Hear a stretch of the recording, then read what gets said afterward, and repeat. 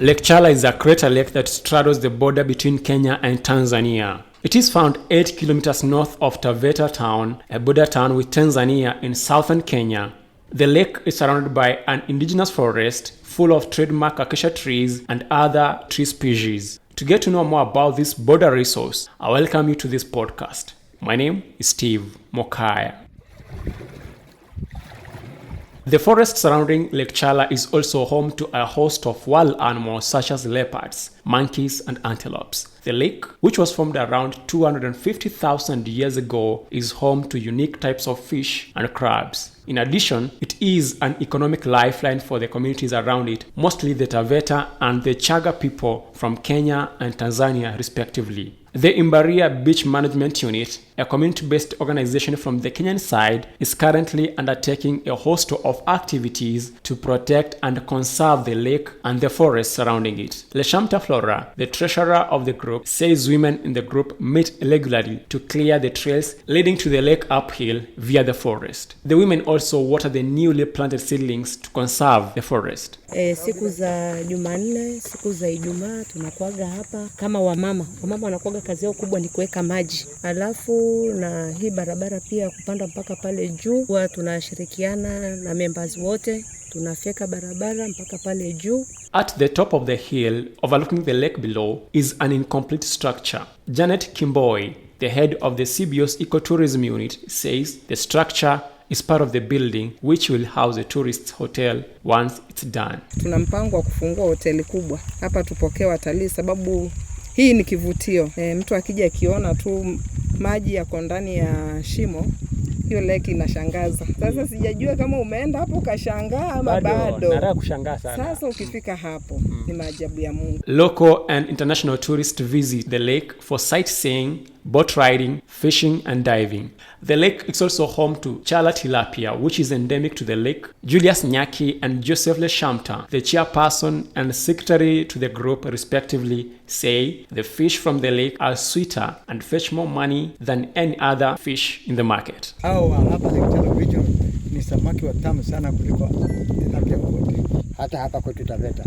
Huyu samaki analiwaga na watu wachache. Familia chache. Maana bei yake huwa ni juu kuliko wengine wote. Nyaki, the 65-year-old chairperson, adds that even the crabs of the lake are unique and the researchers requested them to protect and conserve them.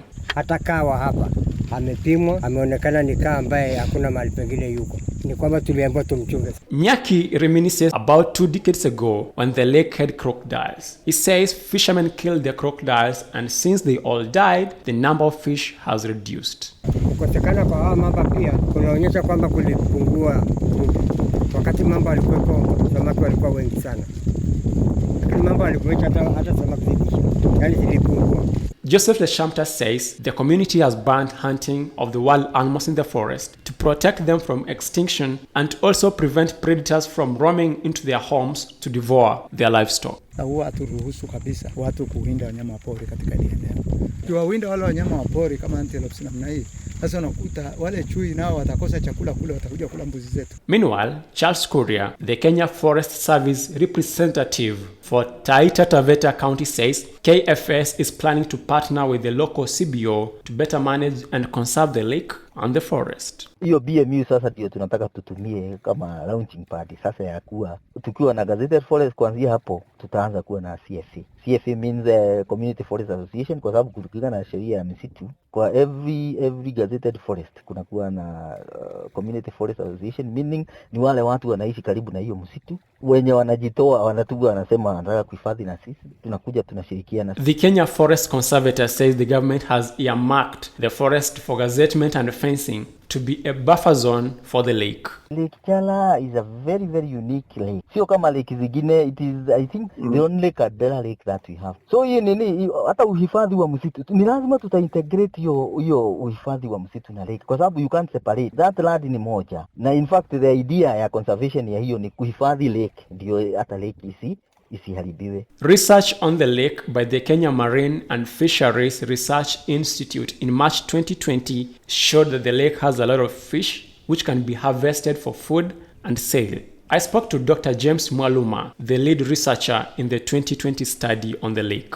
The preliminary findings that we found from the echo sounder was that Lake Challa has approximately about 600 tons of fish. The fish species are Oreochromis jipe and Oreochromis hunteri. These are very unique species of tilapia, endemic to this lake, and most of the fish distribution, according to the echo sounder, were found distributed between 20 and 40 meters depth. Dr. James further says the lake is quite deep and has a topography that requires special fishing gear for maximum benefit to the fisherfolk around the lake. It's a deep lake actually, and it has about 100 meters deep. Therefore, specific fishing gears should be used when harvesting the fish. Come trawler. But you see again now the challenge is that topography of the lake, it's actually up a crater. So getting the equipment up would pose a very big challenge. In terms of water quality, we found the lake to be very clean. The fish that were collected actually had no pathogens. This lake showed a very big potential for cage culture. On my visit to the lake in December 2022, I met with Anya Magojata, a Polish traveler who had come to the lake for sightseeing and diving. She says she liked the lake, though the way to the wonderful resource is rocky and vague. My name is Anya, I'm from Poland. My first time here in Lake Challa. I just found it on Google Maps, so I saw the pictures and then I thought I could come here. But it's really difficult to find it from the road, because there is a sign, little one, but the road is bad, so I didn't know which way to enter. But it's worth, beautiful place. I bought a motorcycle in Meru, so I'm traveling on a motorcycle. And then I go to Mombasa, then I go to Tanzania, Uganda, Rwanda and back. This podcast was produced with support from JRS Biodiversity Foundation and Media for Environment, Science, Health and Agriculture, commonly referred to as MESHA. Reporting from the shores of Lake Challa, I'm Steve Mokaya. Many thanks for your company.